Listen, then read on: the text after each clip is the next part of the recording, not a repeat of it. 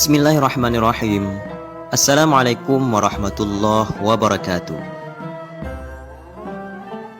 Sahabat Aura Nazila, kisah Nabi Syis, Nabi kedua setelah Adam alaihissalam, dapat menjadi cerita yang menginspirasi bagi umat muslim.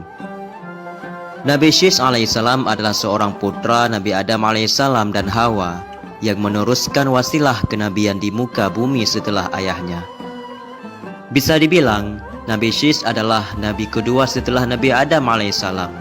Nabi Syis termasuk guru Nabi Idris alaihissalam yang pertama kali mengajarkan baca tulis, ilmu falak, dan menjinakkan kuda, dan ilmu lain-lainnya.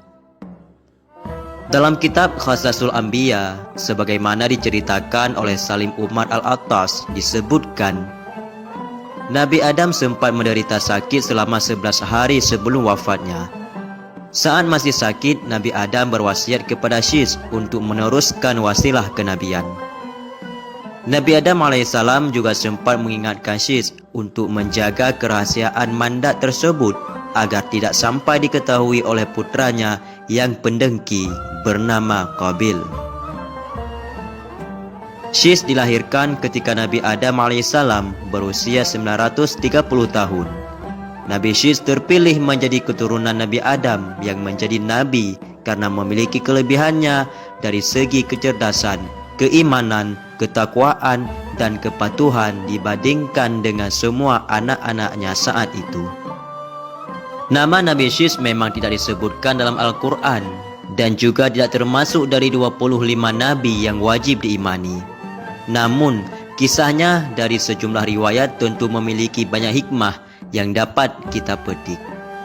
Kisah tentang Nabi Syis alaihissalam salah satunya terdapat dalam Qasasul Anbiya yang disebutkan bahwa ia menerima perintah dari Allah Subhanahu wa taala dalam 50 suhuf. Kisah awal kelahiran Nabi Syis sendiri memang bermula dari peristiwa pembunuhan Qabil terhadap Habil. Qabil bisa disebut sebagai awal mula angkara murka di muka bumi setelah Nabi Adam diturunkan ke dunia ini. Setelah Adam mengetahui Habil terbunuh, selama setahun dia tidak tertawa dan tidak bergaul dengan Hawa. Maka Allah Subhanahu wa taala berfirman kepadanya, "Hai Adam, sampai kapan tangisan dan kesedihanmu ini? Sesungguhnya aku akan memberikan pengganti dari anak itu untukmu dengan anak yang terpercaya dan akan menjadi nabi. Dan dari keturunannya akan kujadikan para nabi hingga hari kiamat. Tandanya adalah dia akan dilahirkan sendirian, tidak mempunyai saudara sekandung. Apabila lahir anak itu, namailah dia dengan nama Syis." Dalam bahasa Suryani, nama tersebut ataupun Syis berarti hamba Allah Subhanahu wa taala. Ketika Siti Hawa mengandung sang anak yakni Syis, kandungannya tidak terasa berat dan dia melahirkannya tanpa dengan susah payah. Hawa melahirkan Syis beberapa tahun setelah terjadinya pembunuhan Habil oleh saudaranya sendiri yang bernama Qabil.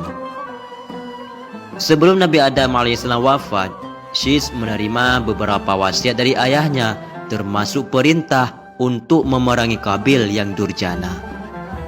Nabi Adam memberitahukan Syis tentang akan terjadinya topan dan kehancuran alam. Selain itu, dia juga diajarkan pula kepadanya tentang waktu-waktu ibadah dalam sehari semalam. Lalu dikeluarkan juga seutas tali dari sutra yang memuat gambaran tentang para nabi dan orang-orang yang akan menguasai dunia.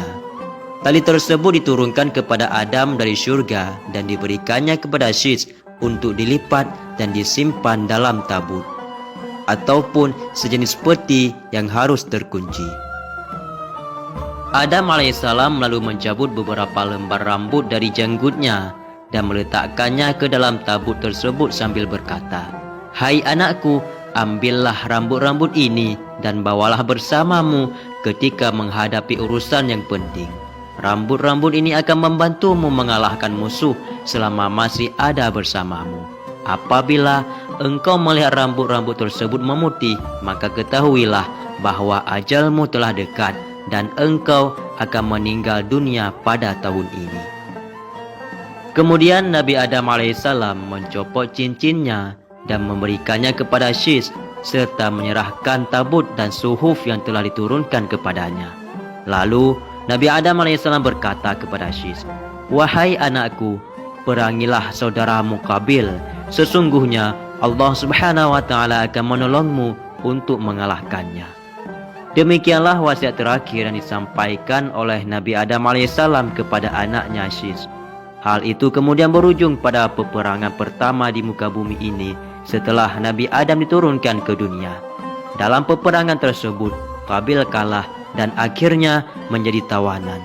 Kedua tangan Qabil dibelenggu ke atas pundak dan ia ditahan di tempat yang sangat panas hingga meninggal dunia. Wallahu a'lam. Semoga bermanfaat. Assalamualaikum warahmatullahi wabarakatuh.